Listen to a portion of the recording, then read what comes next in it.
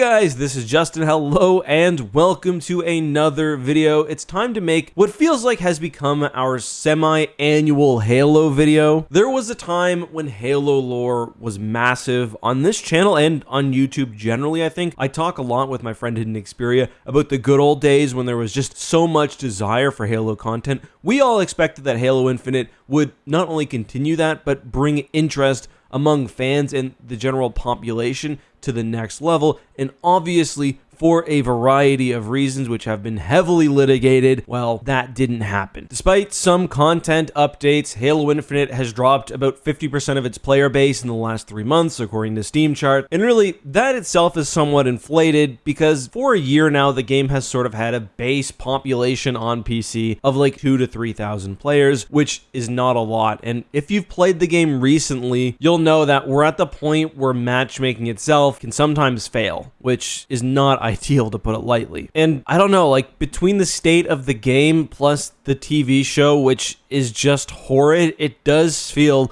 like this is the worst timeline to be a Halo fan, especially where there's nothing on the horizon. And unfortunately, we're no longer in the period where we can hope for a grand Halo Infinite revival. The game is in its end state. I gotta get the baby, I'll be right back. But yeah, the game is in its end state, and 343 has abandoned it. And I know that sounds like I'm making a value judgment. I'm really not, or at least I don't know how to feel about it, but it seems objectively correct. There were two, I think, pretty illustrative tweets which I liked over the past 24 hours, which kind of spurred this video. First, Rebs Gaming did a good job of sort of summarizing the state of things. He says, in the past year, there have been 3 new maps in Halo Infinite, 2 of which were made in Forge, 1 new game mode, Gruntpocalypse, no new equipment, weapon, or vehicles. This is very alarming, especially since the next Halo game isn't releasing for a long time. Probably even more concerning comes from the leaker Surasia, who says, the reason I haven't been posting Halo leaks is because there's literally no activity in the API. I don't know, some bug fixes for game modes, that's all. Nothing really new for the past 6 months. So unless they're planning like a content drop beyond all content drops, which is going to be added into the game at one time, this combined with what they've previously said about seasonality makes things pretty clear. And again, I'm not trying to make a value statement, although the word abandoned definitely carries one, because I think it's probably the right move. Halo Infinite is not going to recover. It's simply not. The population is too low. You really only get one chance to launch a game. Star Wars Battlefront 2 discovered that the hard way. Once the general population has moved on, it's going to be very difficult to get them back because in modern gaming, there's always something shiny. That's even what happened with games like Fall Guys, which I think were immensely popular at launch, but fell off quickly because players were simply expecting new content as they've been trained to by live service games and weren't getting it. So now we're in an admittedly weird spot. Halo Infinite, no longer viable. They're not going to be working on the big Battle Royale mode or Warzone type mode or whatever else was rumored, but I also doubt they're going to say that outright because although the main content drip has ended, they're still adding things to the store. The store is being cycled. They're still making money surely on in-app transactions, especially from hardcore fans. And that is one thing worth noting.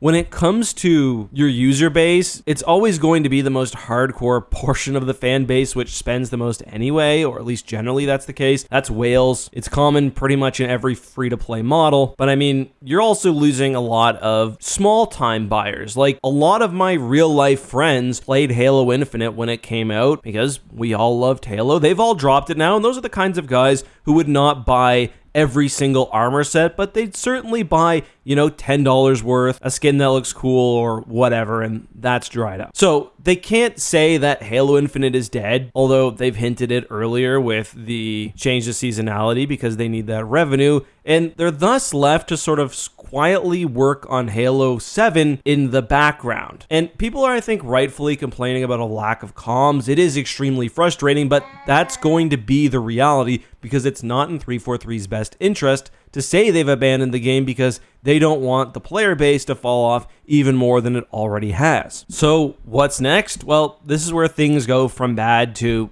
well, still bad at least. 343 is certainly working on their next Halo experience. There's been rumors of a Halo 3 anniversary. If that is being worked on, I'm sure it's alongside the eventual Halo 7, but things, especially for the next mainline game, are certainly a while away. Halo Infinite's announcement trailer came in 2018. I was actually at E3 that year, by the way. Pretty cool. Then the game was meant to release in 2020, eventually moved to 2021. We haven't even had an announcement or an acknowledgement of a future Halo game officially yet, so we're still several years away at the very least. 343 is also surely dealing with restructuring after those massive layoffs, so they're going to need time, and I don't expect to hear anything. The positives, I mean, they're also there as well. Halo Infinite was infamously the subject of extreme controversy in studio. They spent lots of time developing things which wouldn't contribute to the game at all. There was just a total uncertainty about direction, and I think that shows with the total lack of content